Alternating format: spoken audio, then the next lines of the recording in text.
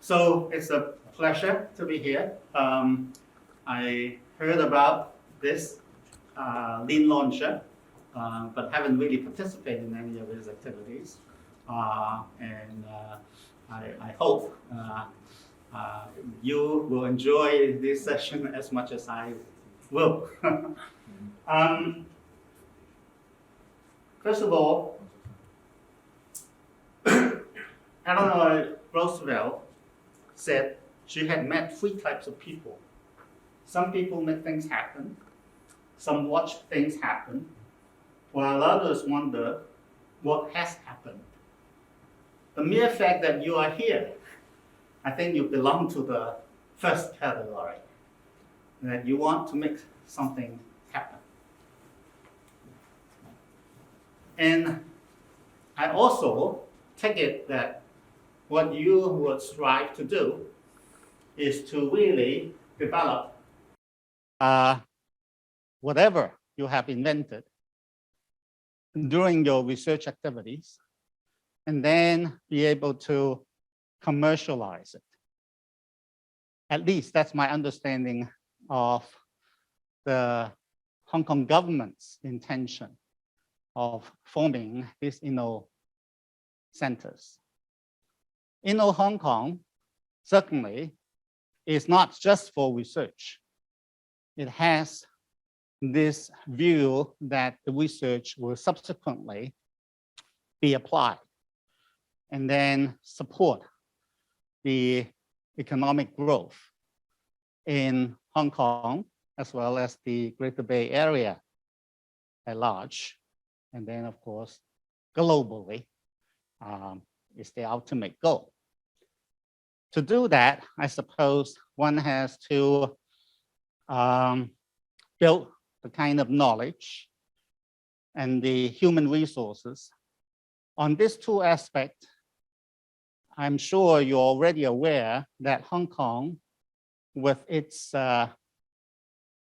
research institutions, has quite remarkable in having about 4 to 5 universities each year rank among the top 100 universities in the world. So that is some research muscle, okay? And we're going to rely on it, okay? And previously, there has been no shortage of effort in trying to move research into development, but generally was limited by the financial support. As you probably know, there's a saying, high tech, high yeah, low tech, low yeah. And for some reason, the industry in Hong Kong, dominated by the real estate business, was very risk averse. And so there wasn't really a lot of private investment in high-tech R&D.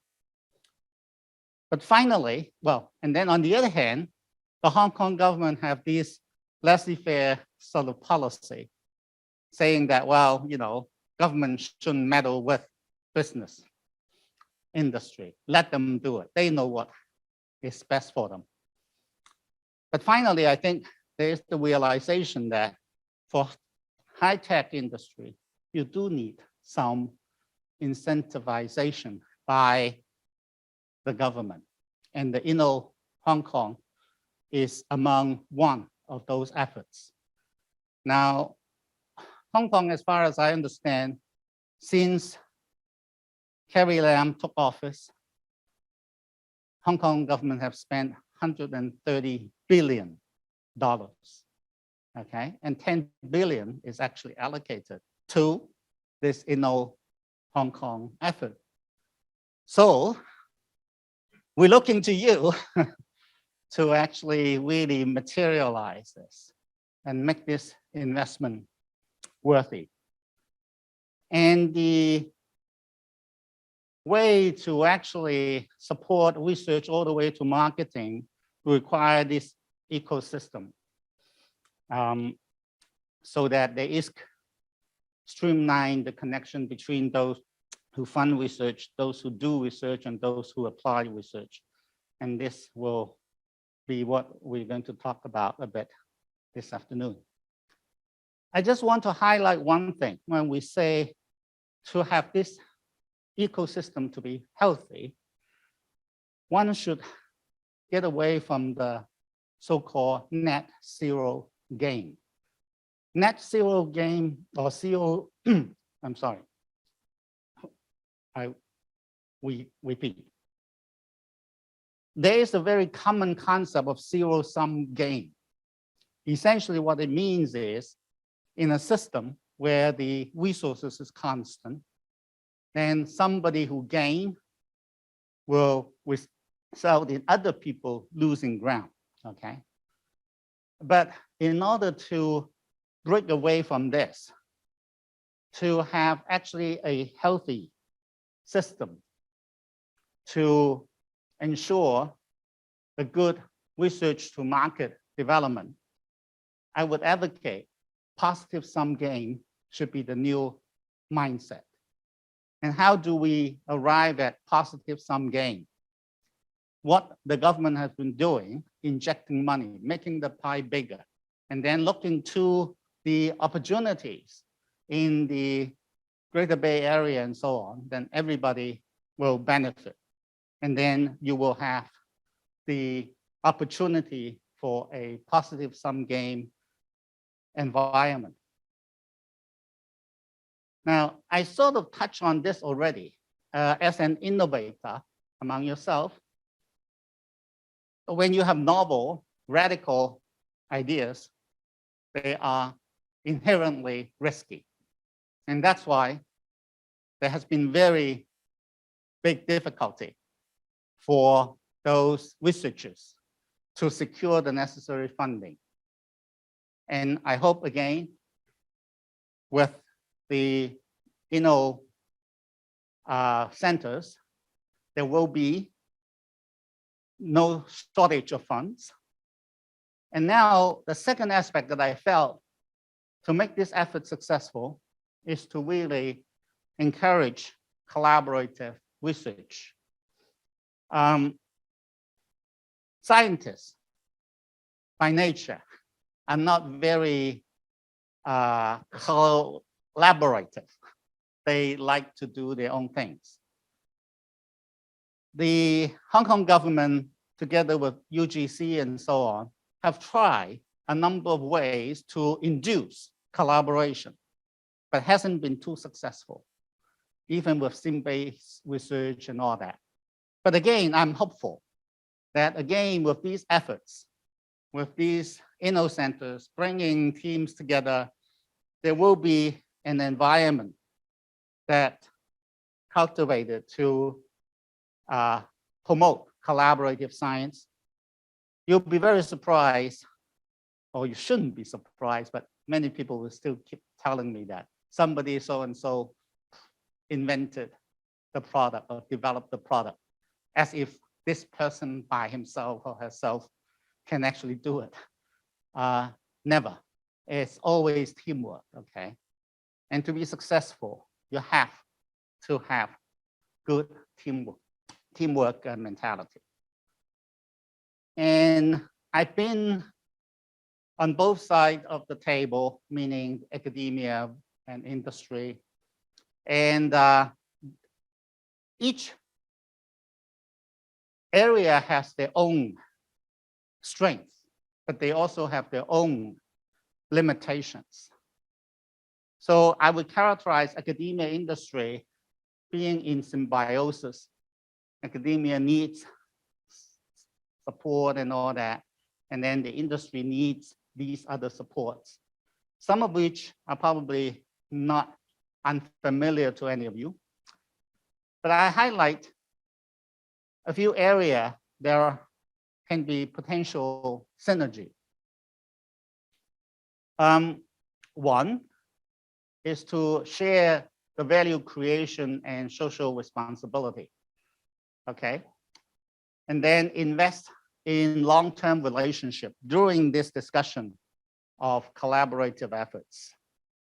And last but not the least, translational research, which I understand that the Science Park is now very much into, and I'll say a little bit more about what translational research is, from my understanding. I've been engaged in translational research for over 20 some years when the term was first coined. And it's sort of defined as very broadly, translating research into application to facilitate and accelerate the transfer of technology from laboratory to the marketplace. Quite straightforward, but how to be successful? So first of all, if you want to have tech transfer of some sort, you say, well, what have I invented? You must have some invention. It can be at different stages, but nonetheless, you have to have some invention. And there will be also some consideration about when you can start discussing your invention with potential investors for licensing possibilities and so on and so forth. I will not go into the detail about once you have your invention, how do you protect it, because Simon later on will elaborate on that. I'll be more focusing on some general aspects of licensing, and particularly because of the innovator paradox that I pointed out previously. R&D, research to market, is high risk. So I'll share with you some thoughts about risk management. So licensing, first of all, if you want to license something, you have to have something in hand. So you have to have some patent protection. And then remember one thing, the license is a permission to use. And the owner will permit the licensee to use, make, sell, an invention with some agreed terms and conditions. And as I said, this in red here will be covered by Simon. One other point I want to add is ownership of the rights, even after you have licensed it, remain with the licensor. This is different from assignment. And again, Simon will talk about assignment as well. Freedom to operate. Now, sometimes people thought, okay, once I have a patent, then I am covered, I have freedom to operate. Not necessarily. For many inventions, you may not just be able to market your product based on your own invention. You might actually have to cross-license other enabling technology in order to be able to market your product or sort of commercialize your product. So that's something that you just need to remember, that you have ensure that all the necessary IP covering the different components or activities essential for practicing the invention. Remember too, you have already have your IP talk, then it's jurisdiction specific. So each country might have different things that you need to look into. Successful licensing, you have to be able to convince investor what's the value, okay, the value proposition. I'm not going to go through the details. These are essentially some questions that prompt you. These slides you can feel free to share, and then you can always sort of look up some of the aspects when you think about, well, what is my product and what value does it bring? And then you will have to also think about your customers. Who will be your first customer? Sometimes don't think too much down the road. R&D is a stage sort of process, and you don't necessarily need to cover everything right at the beginning. And that's what I meant by first customer. Think of what is the most efficient route to get your product tested among your first customers. And revenue, if you want to convince investor so that they license your product, you will have to convince them how you can actually make money. And again, successful licensing, investors usually not just look at your product, they look at your team. And you have to have a good team that actually covers all the competency that will be needed for your products. Investors, it can be all kinds. At the moment, you are in a good position that you already have your initial support from the Inno Center, but of course, that's not enough for you to go further down the road. And then you might look to friends and family, angels, professional investors, or think about potential joint venture. Throughout this discussion, to sort of hopefully get somebody interested in licensing your invention, there are three aspects that I want to highlight. Always tell the truth. Be truthful. You can do framing, but not spinning. What do we mean by spinning? You have heard the term spin doctors.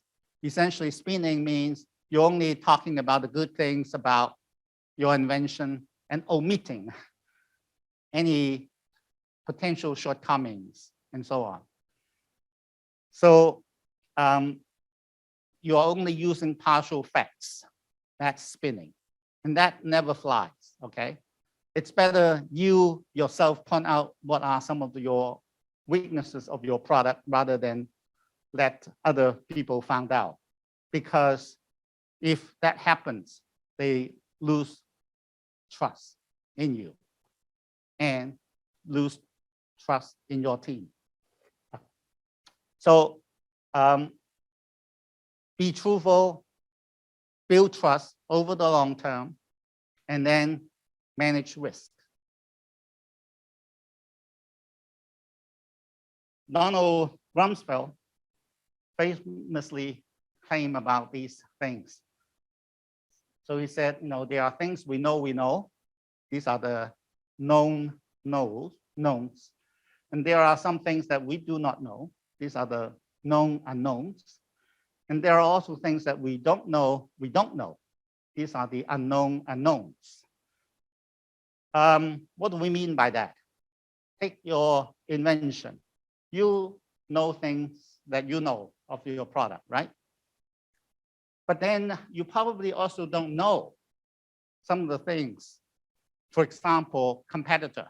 If you are developing a product, if you think that since a competitor product can charge $10,000 for their goods, and I can do it at half their price, then I must have a competitive advantage. And then you went into it. But what you don't know here is, you don't know the actual cost your competitors is able to make that product. They're selling it at 10,000. Doesn't mean that they have the majority of that amount into production. So these are what we call the known unknowns, okay? Now, but then besides that, there are the unknown unknowns. For example, you are in innovative industry. Patents, by the time you see it, it's already sort of there, out in the open. But of course, pre-IP, there are probably a lot of inventions that you don't know of, okay? And these are the unknown unknowns. And the reason I brought that up is precisely because of that you need to manage risk, okay? And I've been in pharma for over 30 years, and I distill it in terms of risk management into these three aspects. It's, you talk about product risk, you talk about program risk, you talk about protocol risks. Most of the time, we focus on product risk, asking questions like, does the candidate drug work? Is the candidate drug safe? If they are both safe and efficacious, then you essentially can get the FDA approval, hopefully. But then afterwards, you still have to think, will people buy it? When you have a product, doesn't mean it sort of serves the market well, okay? Now, and then I just wanted to sort of end it by also highlighting program risk and protocol risk are also important. And protocol risk essentially is talking about, you know, how you design your studies in order to address the regulators' need in order to gain approval. And there you look at the scientific side and you look at the executional side.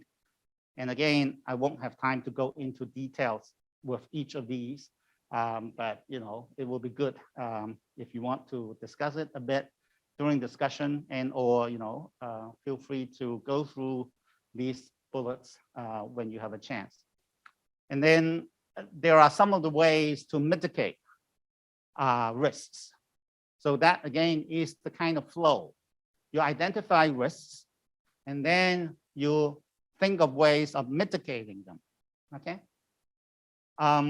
And you can have the scientific aspect to it and the executional aspect to it. On the other hand, program risk, besides the scientific risk and the executional risk, there's one additional risk here because pharma is highly regulated. So there is regulatory risks. And this is extrinsic. You have to keep monitoring it because it continues to evolve with time. So in the interest of time, I better stop here. And then I think the next speaker is Alwin, who will be talking about challenges in development for commercialization, right? Thank you. And thank you, Ming, for the starter. And is Simon here yet? Yes. Oh, I was going to say whatever I don't cover, Simon will cover. Oh, too bad. I guess Simon will be like, you know, the Ming has started with, you know, the framework and, you know, the technology transfer licensing, from biotech and farmer perspective. And thank you. If my understanding is correct, Simon will be talking about the more details and operatives of the licensing terms and conditions from the Hong Kong perspective. I thought it would be interesting, you know, within very limited time, to see you guys for the second time for me physically, to talk about technology transfer. Why are you guys here? Because like you're all backed by the university, you're all researchers, you happen to be a very good team, you know, with the emergent areas that can contribute to the science and technology, with the view that those things can be commercialized, implying that there will be entrepreneurial activities or, you know, formation of companies, etc., etc. So it will be from the lab to applications. And who are you? What will you do? I guess, you know, in time, when we go through all this, we always have a role differentiation confusion because sometimes our boss big professors, wants us to do research. And of course, you get publications alongside with the applications and the translational whatever. But for universities, we do it. We see it as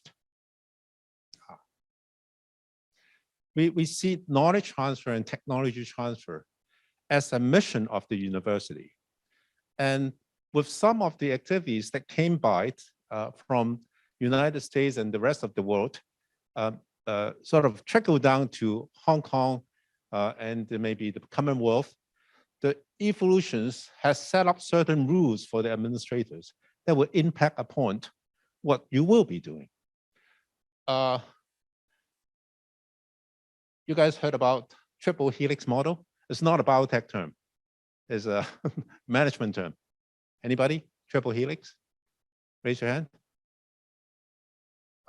We got 2, 3. Okay. So nobody seemed to have except for the speakers and happened to be my mentee, knows about the triple helix. But in a sense, you can consider it an ecosystem. You have the government, you have the industry, and you have the research institutions and the universities. Sorry about the color, it's a little bit indistinguishable. Triple helix model is the interaction of these players to the outcome of fueling regional innovation. Government, if you look at China per se, is the strongest player in the world's triple helix systems because it's all top down, give you policies, give you reward, dictate what a university or what the inventors can do and cannot do.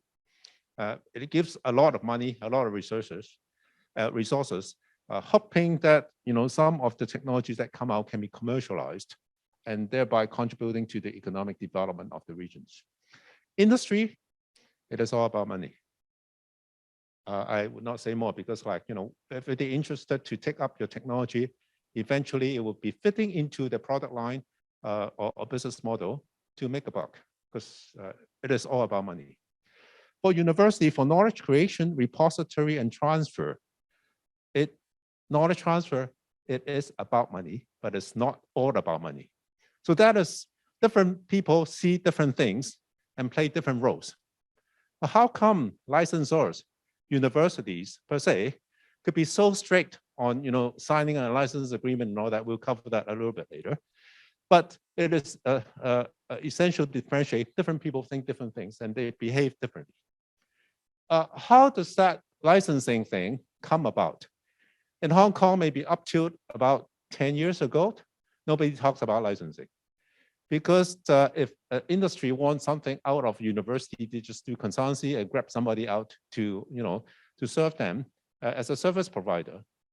Or with very smart people like Michael, he just go out and found a company and do it by himself.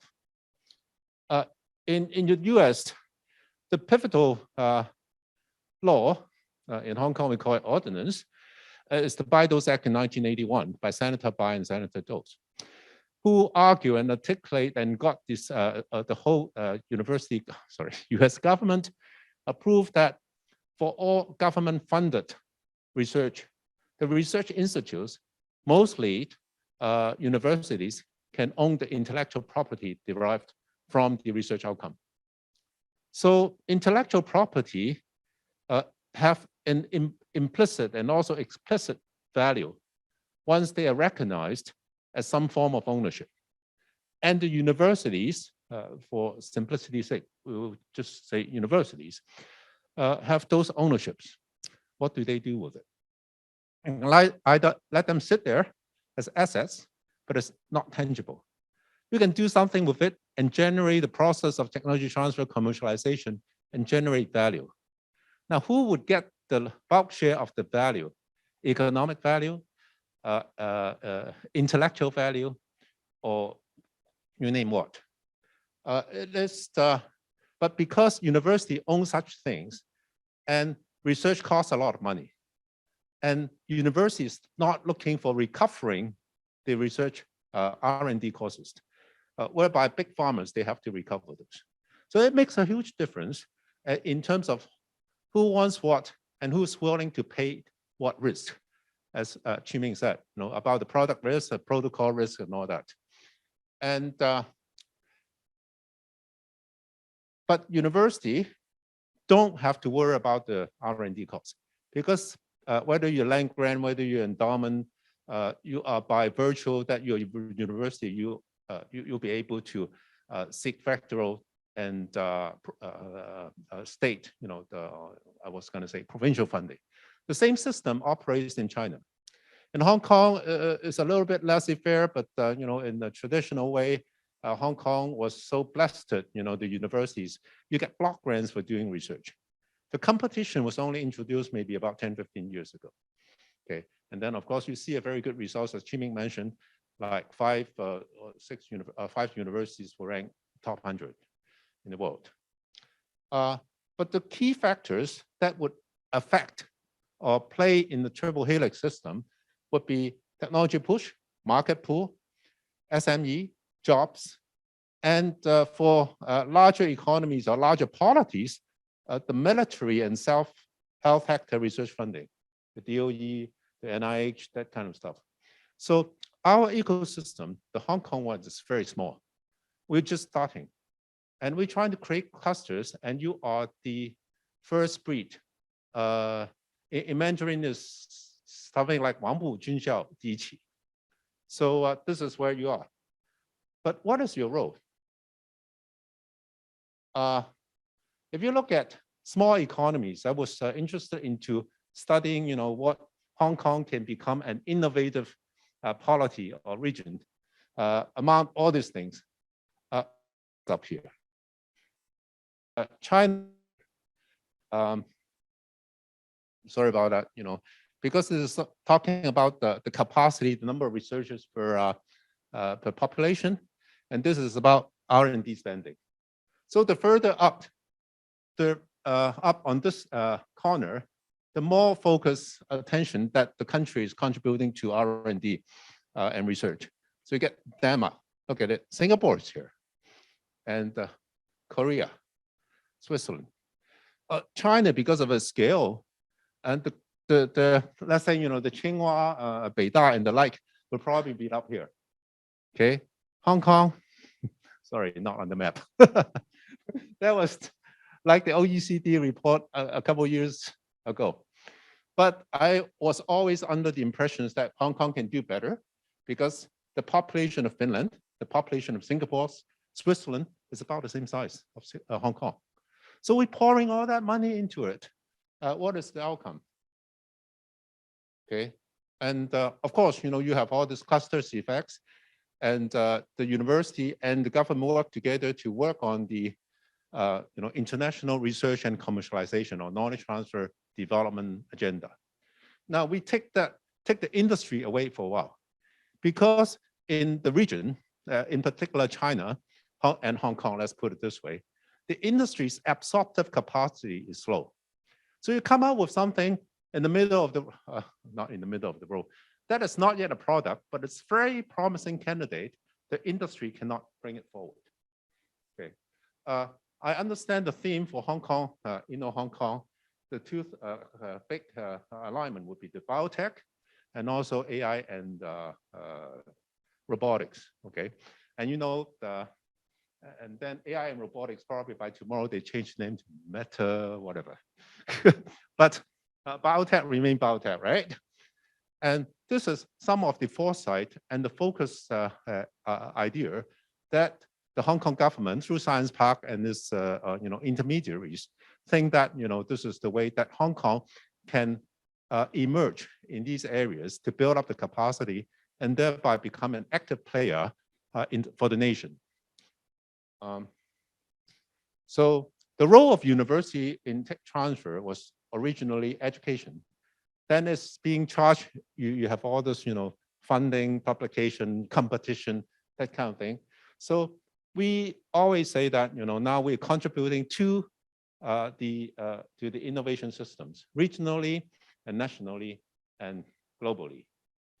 And of course, in terms of collaborations, that what researchers love most is the international collaborations. You get more publications and your ranking goes up and all that. So if you would look into the QS ranking and all that, I think half of the Chinese publications are through collaborations with other countries and leading countries. And quite a few, of course, ethnic Chinese collaborators. But this is the part of the game that also fuel universities in terms of from the generative mode also into the developmental road. Tech transfer in China, in the interest of time, I won't be going into the details, but they have a lot of all these frameworks to structure regional and national technology transfer frameworks. But the conversion rate from paper, publications, and patents to the actual application is very low. And we will go into that a little bit. What can you do as a unit in inner Hong Kong, for Hong Kong, in the mass of all this competition? And what kind of role shall you play? I think you can have some time to ponder over it. Take any patent application numbers for Chinese university compared to the US. You don't have to look at the absolute number. This is the blue one are the Chinese numbers. The orange ones are the US numbers. Okay, think about who makes the most or more impact. A top tier or tier one Chinese universities typically can churn out 2,000 patents a year. For Hong Kong or Hong Kong UST, maybe 100, 120. He's on something else. For Ming, about 100. For PolyU, about 100. That's okay, I'm done.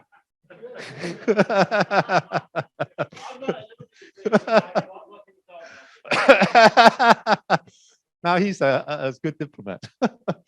So, but China comes out with like 2,000, 3,000 because CNIPO funds the applications. They want the numbers. It is only after 3 years, after the patent's granted, that they ask you to pay the maintenance. And the academic CV, it looks nice, because someone paid for it. So instead of having one good patent for 10 claims, you can, come out with 3 mediocre patents with, 2 or 3 patents claims each.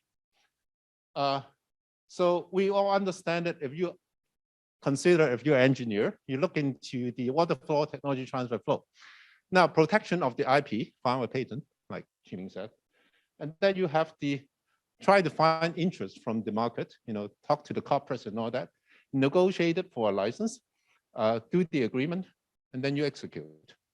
The valuation is a key point. In Hong Kong and even in China, this thing is up for grabs. It is very, very difficult to put dollar signs, to put a value to an emerging technologies that you want to license. You have some sort of references, but it is really difficult. And because of the proliferation of the patents in terms of number and the activities, government has so much money in China and probably will be in Hong Kong, putting into, I want to, to get into commercialization. The conversion rate is relatively low because you don't start with, you start with the quantity. The conversion or the development or emergence of the quality of the quantity has always been an issue. Because when you cannot attain quality, like Tsinghua, Beida, and MIT, MIT goes like, I have a simpler term to call it, you innovate or die, right? The success rate is very low, or the conversion rate is very low, because you boost up the denominator already. Transaction value is low. The conversion rate inefficiency has been the problem for a lot of the universities. But again, if you are coming up with something novel and have commercial potential, when the industry absorptive capacity is low, you can do nothing. Because you alone, without, even with a company, without a good team or, along the supply chain, you cannot commercialize this stuff. So you end up, it's just the publications rather than having the whole thing go through. So I guess, what challenge that you are faced with is when you are developing a novel technology that is worth something in the market, you think about what your market is. It's not just like, interviewing people. Should it be China? Should it be Europe? Should it be United States? That affects your filing strategy. That also affect, Simon will talk about this, the formation of your company and to, sorry. Okay. Because how to structure your company will depend what kind of investor you will attract and how they would structure your deal, from the angel round, the Series A and then B and C. And at that point, because university owns the IP, they would probably want some shares into your startup. And they would, in a way, become a sleeping equity holder rather than an active licensor. And that could be a roadblock. Okay, I'm no longer working for university, so I can say it out loud. So you have to work with the universities, but you have to understand administrators because, they cannot license it to you dirt cheap because, the bosses will scold them. In China, it's a little bit different because valuation is difficult. And if they're good, the industry would rely on very good research units to help them to come up with the product development and the roadmap and all that. And in China, for the patent that are, a dime a dozen, they will assign that away. It is an accepted practice. In Hong Kong and in United States, very, very rarely do I see assignment because the administrator and I think also the university has this belief that, since I own this thing, I have a responsibility and the accountability to make the best out of it. So they would not let a third party, especially commercial firms, to exploit the commercial value without having a share back to the university. But then the catch is for knowledge transfer or for tech transfer, it is not about money.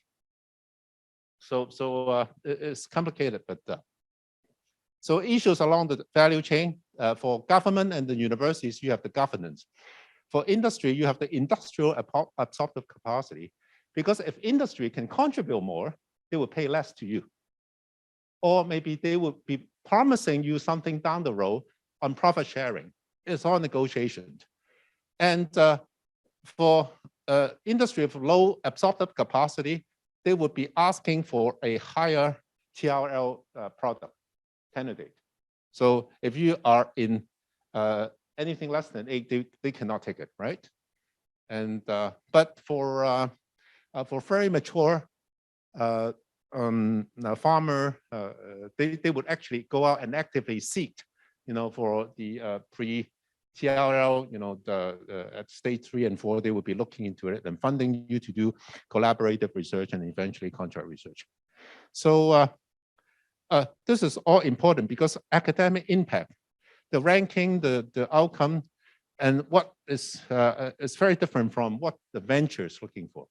And you are a bit of both. So you're torn between two levels. So this is a roadmap.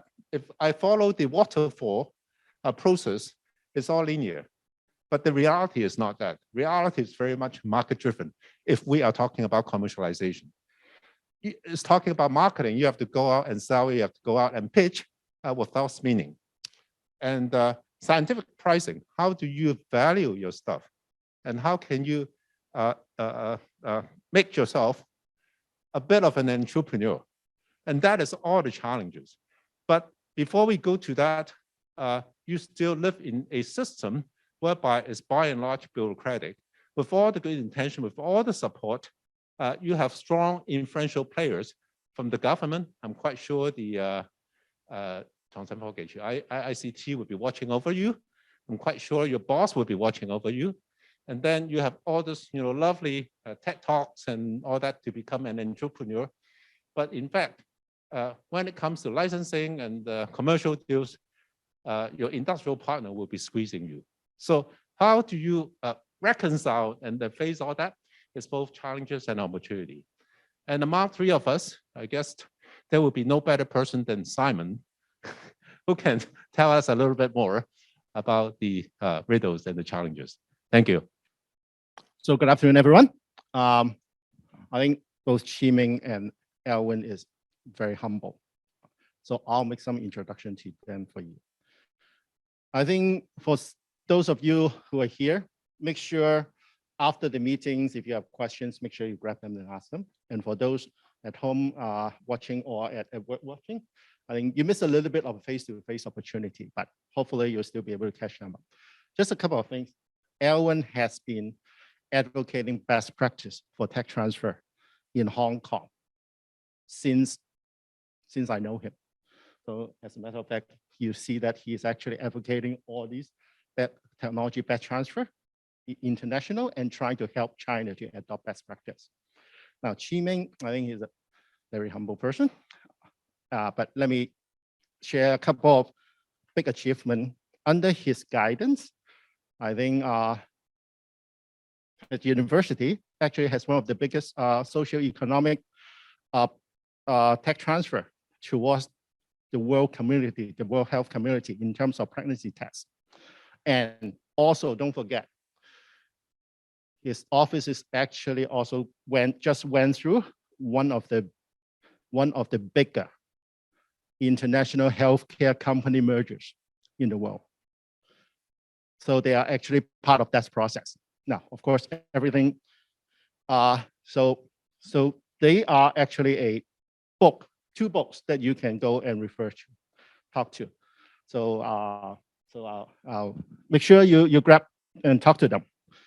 So a little bit about me, because I need to explain a little bit about why I'm here, I think. For those here or in online, I want to show a hand. How many of you, as a university researcher, has already gone through the patent filing process, which means you have been an inventor in terms of university invention? Anybody here? Anyone at home, you can raise your hand. Okay, so no one yet. Now, reason why it's important is because we keep talking about IP, looking at IP for commercialization.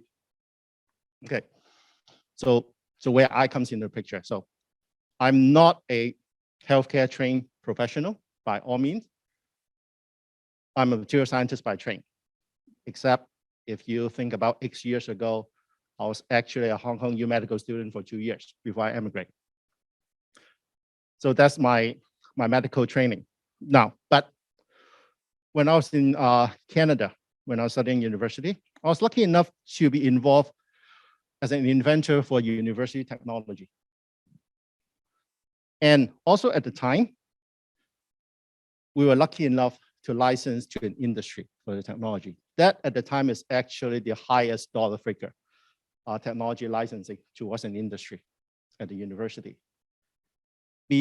So that's why I'm trying to tell you is if you are familiar with the university patenting process, you know you're the inventors, you're sharing. It seems so far-fetched that you sign at the line that you are signing the invention to a university, and there might be a profit sharing. So it is true. So that this does happen. So I just want to let you know that this will happen now. But what you guys are doing is one more step further, pushing your invention or your group's invention, and then commercializing it on your own as a startup. Now, I have a little bit of startup experience. So in Canada, I've actually gone through 2 startups, actually 2.5. I'm not going to explain why I classify the other as a half. One is a material scientist company. The other one is actually an alternative field. Now, both of them actually failed for different reasons, but actually that statistics bodes well for you, which means you have a higher chance of success because I already feel the bottom for you guys. All right. So that brings me back to about 11 years ago, back to Hong Kong. So my first job is at HAUST, tech transfer office. And it's where I know peers like Alwin, Ming, and the others maybe give you a little bit of historic perspective. Technology transfer at universities in Hong Kong didn't start until probably about 15 or 20 years ago. If I memory serves, please correct me if I'm wrong. The first tech transfer, quote unquote, tech transfer office was actually from HUST. And then I think about 15 years ago, other university is coming. So it's actually, history is not that long, but so as you can see that those are, again, experienced tech transfer expert that we actually gone through and seen the ups and downs throughout the past time as well.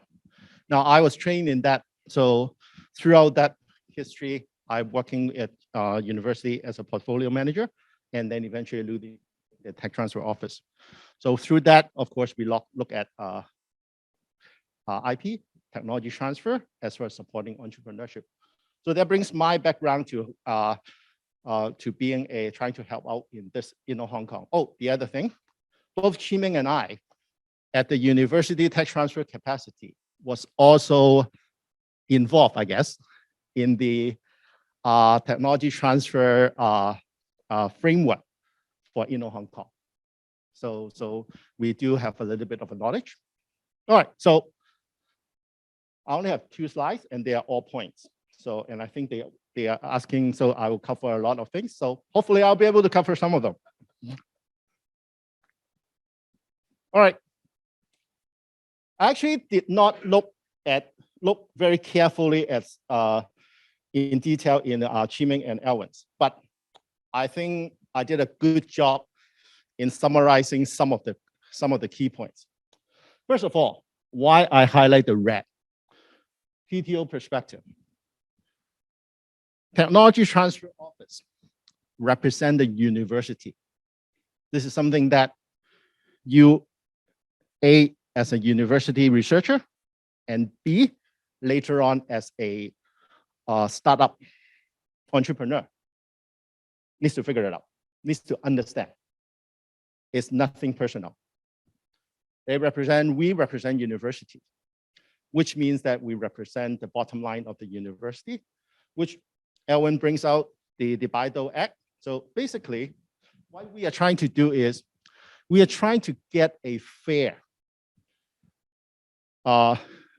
technology transfer to the university, because university also use a lot of their resources to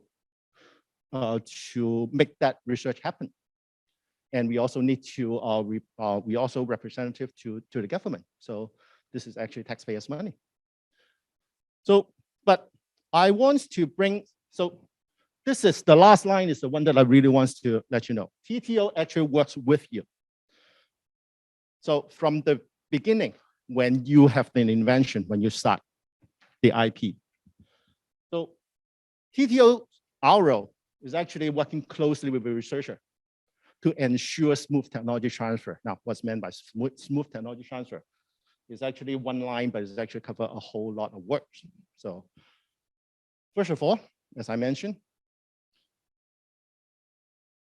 the office would have people who knows about IP, how to protect it, as well as IP strategy. So, which brings to, it is advisable for you who is currently working on your invention to start discussing with your TTO office in terms of, well, potential filing. Hey, I have something that I invented. Now, I would generally tell you from experience, when you think that, oh, I need to publish, then starting to cover it, then it's too late. So especially it's something that when you're working on, you want to commercialize, you want to anticipate, because university, one of the key role is you also want to publish. And as a tech transfer office, we know the balance of trying to help you. So this is something that you should pay attention to and work with your technology transfer office. There is a way to both to protect your IP as well as publish. So, so talk to your own TTO. Now, we seek and facilitate collaboration. So I think both gentlemen gone through. Technology transfer is through the licensing. As I mentioned to you, licensing can be a whole wide range. I can license to a big pharmaceutical company and then just wait for my royalty, right? Okay. Second, or I can license to a startup company, and we can support you throughout the process and work with you guys. So licensing is a different way. And recently, I think in Hong Kong, there are more and more licensing to university startup team because there are more researchers wanting to go through an entrepreneurship journey. So that's why the TTO also supported startup and entrepreneurship. Now, I think both the technology transfer as you, either as a researcher or a entrepreneur, we have a common goal. We want to see a successful technology transfer. So make sure you understand TTO works for you. Okay, so this is all from the TTO's perspective. So next slide is actually my last slide. So which means I can put this down and keep talking. All right, so startup now. You guys all sit here because you do want to try to explore your technology in a commercial way. Layman term, you want to start a company to work on your invention, right? Okay. So which means, and you guys are likely going to use some of the work that you have been doing at the university. So Ming explained very carefully to you guys that, well, you need to work out a licensing with the university or your organization, because I understand in some Hong Kong center, there might be a structure that they have their own technology transfer office. So that's why I'm saying tech transfer office is a general term. University or organization. Okay. Now, this is also important to investor. As again, I echo what Ming said. Your licensing agreement spells out what rights you have in terms of exploitation of that particular technology, background technology. So that's why, follow him, you have to be honest to talk to your TTO, what you want to license and understand the market. What do you want to do? All right, so there are two agreements in the startup journey that is very important to each company. We are only going to cover the first one, which is the licensing agreement between your startup with the university or your organization. Now, the second one that I was going to say, I think Alwin actually mentioned it a little bit already, is going to be an investment agreement that you actually get all your money. So I think I'm sure that this will cover later on Raymond will be. So let me also reiterate what both gentlemen said. University Technology Transfer Office, we do not set out to make the most profit out of technology transfer. In fact, this is probably one of the last things that we thought about. What we care about is university technology can be utilized. But as I said, we represent university. We want to use it in a fair way. Okay? So that means when you negotiate with your licensing agreement with the university, there are some things that both sides should be considered. First of all, I think Ming mentioned and discussed very, very thoroughly that what exactly are you getting? This is actually the very key aspect of your licensing agreement. What are you actually getting? What rights that you have, okay? That actually leads to, if it is a patent, if it is a copyright, if it is a design. So make sure that it spells out, okay, I am licensing. Now, I'm going to a little bit more specific. Let's say if it is a platform technology for a patent. Let's say the patent covers that can go to a platform technology, okay, a drug platform, which can cure different diseases. You make sure that when you work with the university, you work out what are the rights that you are getting. Because sometimes you only want to do one area. Now, university perspective, I'll share with you another perspective. We want to make sure the university technology is being utilized. So we are very cautious in terms of quote unquote fully exclusive or being assigned to you. I'll explain a little bit why. So make sure that when you're structuring your licensing agreement, you spell out what's the right that I own, okay? And second part, I could not stress what Ming said. Remember these words, freedom to operate. Just because you have the patent does not necessarily means you can practice. I'll explain to you in the layman term. If that patent shows you that if your patent file is a technology that you cure some disease, is a chemical, is a compound. However, that compound actually precedes with the only synthesis that is being patented by someone else. So despite the fact you got the university license to use that drug to cure the disease as a platform, you do not own the right to produce that drug. So this is something that keep in mind, think through it, work with your technology transfer office, because when you're a researcher, you are with the same team with the university, so they can also help you to look into that. Okay? So talk about rights. What rights do I have? Now, the other part of the rights is, okay, commercialization. Sometimes you'd have, you only want to focus in the China market, but then you leave the other market. So it depends on, so this is how it can be structured. Now, you probably would be able, you'll be saying, well, I don't know, but I want to expand in the future. That's okay. You can structure your licensing agreement with technology transfer office in a stepwise milestone basis, step by step. Let's say initially you're focusing on the market, but you reserve the right to do certain things. Why I'm telling you all this? Because I'm assuming some of your startup does not have much money to start with. So I'm always going to be cost conscious. In university, in order to justify giving more and more right to you, they also need to justify the bottom line. What's the things that they are receiving?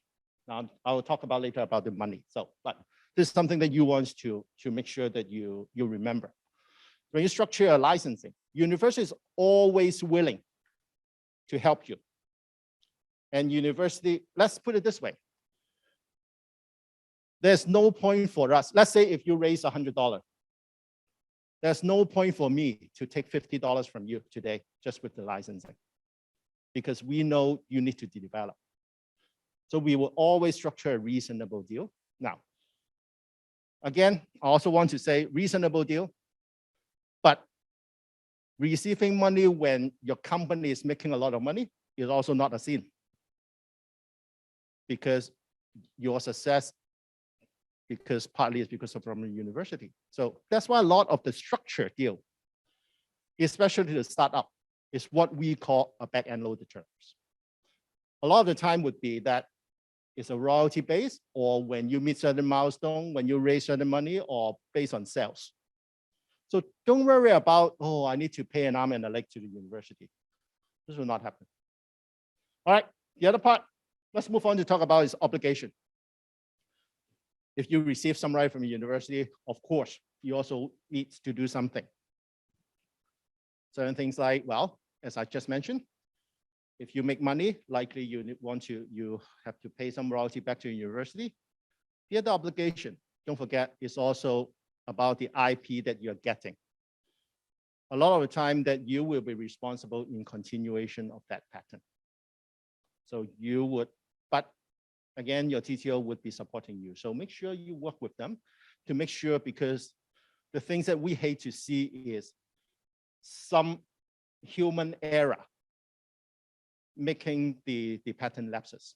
So this is something that you guys should talk about. And then the other obligation, of course, is make sure that if there's anything happen, reporting to university. So here from a rights and obligation, I'll share with you university perspective. Basically, from a licensing point of view, you always want to own the technology outright, which means what we call assignment. That's what Alwin talked about. Now, put your shoes in the university. If I immediately license as an assignment to you, which means you own that patent IP. Next year, you run out of money. Your company collapses. University losing that IP. So how do we report to senior management? So that's why, but there's a way to deal with it. We would do the milestone. For example, would first of all give you a license, sometimes exclusive, sometimes not exclusive. Eventually, based on your milestone base, because I think we all have the experience. Sometimes if you, at the time you need to go public or at a significant investment, you do need exclusive or assignment. Now, as a TTO, we understand and we are willing to help you. So make sure that you work step by step. And we, as I said, we also need to protect university bottom line. So, but we are here for you to help you to go all the way. So that part, I think what you want to figure of it, you can work our strategy with your TTO office in terms of licensing, in terms of what sort of ownership, exclusive license in certain area, non-exclusive, or assignment. This can all be done in a milestone base. Again, with the bottom line, milestone base, which means that you are not going to pay whole lot of money in the beginning. Okay. So I've already covered financial arrangement, basically. So financial arrangement basically is you can schedule it, you can, and I think one of the background, I think amongst the three universities, I think for the past few years, my old university actually probably have enabled, well, don't quote me on that, the most technology startups that we license IP. So I have a little bit more experience. I'll jump first. It's all about money, as I just mentioned, but it's not all about money. As I said, we don't want to make, we are not set out to make a profit-making organization, but it's not a sin. When you make money, then the university get rewarded. So Alwin already alluded to some of the way, let's say, if you are not cash rich, how do you work out your licensing arrangement? Well, hey, these days, a lot of the university will do a licensing in return of shares. Something that I want to comment in terms of shares, okay? If you own 95% of the company for eventually a $0, it's zero. If you own, let's say, only 30%, if you are a unicorn, $1 billion, it's still quite good. So why I share with you this? This is later on something I'm sure Raymond will also talk to you in terms of your share structure, how you figure out the company shares in terms of, because there are specific things investor will look at about your share structure to decide whether they want to invest into you or not. So what I want to say is university, well, you can actually, instead of through a licensing agreement, make a share arrangement with the university. And then that's part of solving your cash problem, okay? One more thing I want to talk about because I want to get more interactive. BIP versus FIP. Does everybody know what that is? Background IP versus foreground IP, okay? I specifically want to raise that because most of you are still associating with university.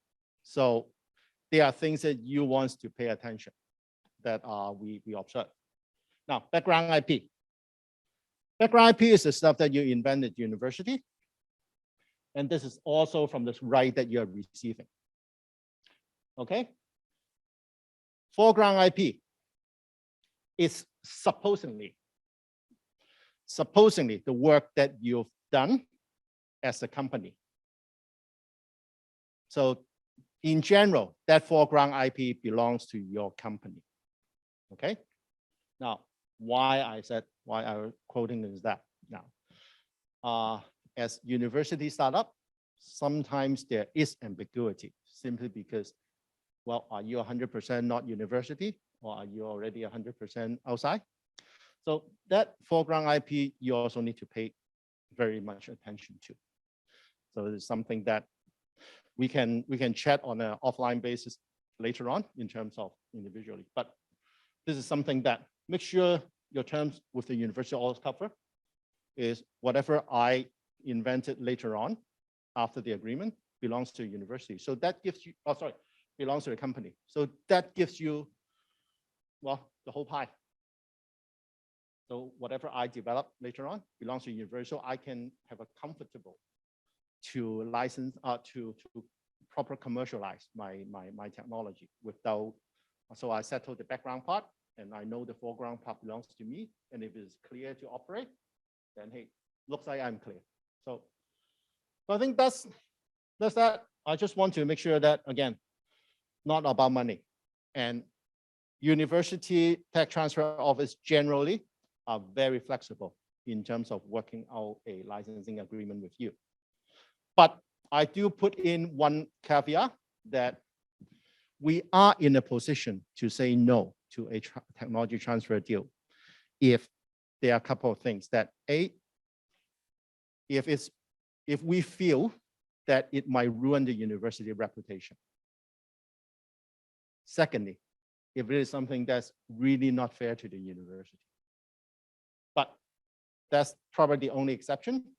I haven't met many of those cases, but I've told you that I have said no to a very, very few tech transfer deals, mostly because of those reasons. But in general, in your case, don't worry about it. So I think that's probably cover what you guys want me to cover. And then I think let's open it up to more interactive.